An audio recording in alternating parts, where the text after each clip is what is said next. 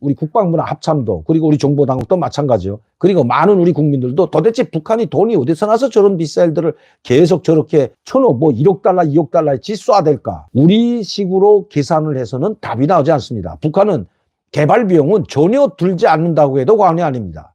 여러분, 제가 실례를 하나 들겠는데 북한에 지금 약 수백 명의 옛 소련 군사 아카데미, 군사과학원 연구원들이 많이 대거 북한으로 들어갔죠. 소련 국가 군사 아카데미라고 하는 이 과학원 외에도 이 벨라루스를 비롯한 카자흐스탄, 아르메니아, 아제르바이잔 이런 독립국가 연합이라고 하는 러시아의 연합에 지금 속해 있는 8개 국가 이 나라들에서 많은 인재들이 북한으로 흘러 들어갔습니다. 실제 92년도 제가 있을 때까지만 해도 소련 군사 아카데미 즉 국방과학원에서 들어와 있는 사람이 350명에 달할 정도였습니다. 소련이 막대한 그 인원을 지원해 줬죠. 문제는 이런 사람들이 일부는 가고 일부는 남아서 아직도 북한에서 이런 정교한 지금 북한 미사일이 정교해졌는데 이 정교하게 만들어진 미사일들이 바로 이런 동구권 군사과학원에 종사하던 연구원들이 지금 대거 북한에 들어왔기 때문입니다. 그들에게만 봉급을 주면 됩니다. 그들에게 주는 봉급이 제가 있을 때는 약 6,000불에서 7,000불이었고 지금은 약 1만 불에 달한다고 합니다. 자, 1,000명이 들어왔다면 한 달에 봉급으로 나가는 돈이 1,000만 불이 나가는 거죠. 1년에 기껏해봤자 1억밖에 나가지 않습니다. 1만 불 정도의 봉급을 받고 이 두뇌들이 죽기 살기로 북한에서 정교한 미사일, 탄도미사일 비롯한 여러 가지 미사일들을 생산해내고 있는 것입니다. 북한에 있는 과학자들도 마찬가지죠. 이런 사람들한테 기술을 전수받은 북한 국방과학원 과학자들도 사실은 그들에게는 달러를 주지 않습니다. 그들에게는 그래도 공급이 제대로 이루어지고 있죠. 식량, 잎쌀, 쌀이죠. 쌀과 기름, 고기, 계란 이런 것들이 그 과학자들에게는 그나마 계속해서 공급이 된다고 합니다. 다른 사람들은 공급을 못 해주고 간부들에게도 공급을 못 해줄 망정 이 국방과학에 종사하고 있는 이 연구가들에게만은 김정은의 지시에 의해서 철저하게 부식물과 그리고 공업품을 정기적으로 공급하고 있는 겁니다. 자, 이건 도대체 얼마나 들까요?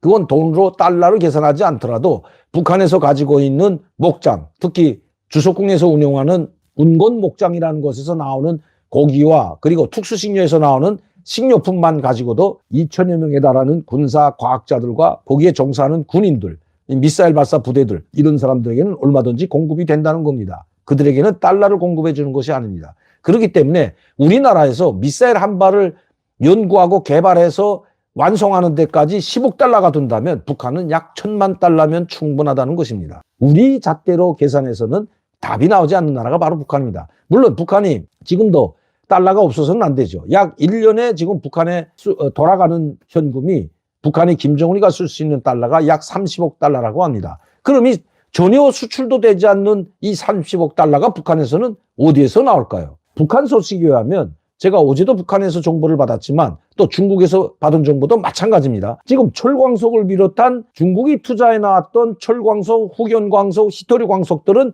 계속해서 중국으로 배로 싣고 나가고 있다는 것 아마 여러분들은 모르실 겁니다. 지금도 무산광산은 50년 동안 중국에 팔아먹었기 때문에 계속해서 철광석이 중국으로 들어가고 있고 그만큼 북한에는 달러를 주지 않더라도 중국 위안화가 계속 들어갑니다.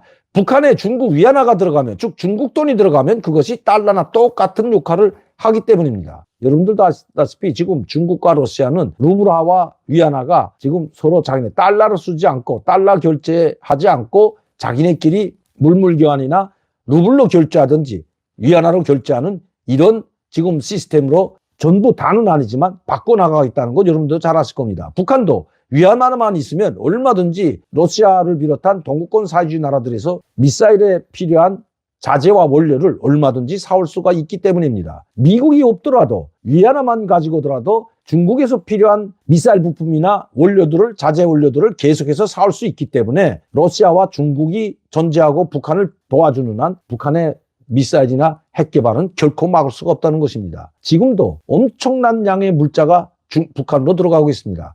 여러분 지금 배가 약 10,000톤, 15,000톤급 배들이 흥남항에서 그리고 라진선봉항에서 남포항에서 해주항에서 계속해서 지금 중국에 물자를 실어 나르고 있다는 것은 이미 잘 알려진 사실입니다.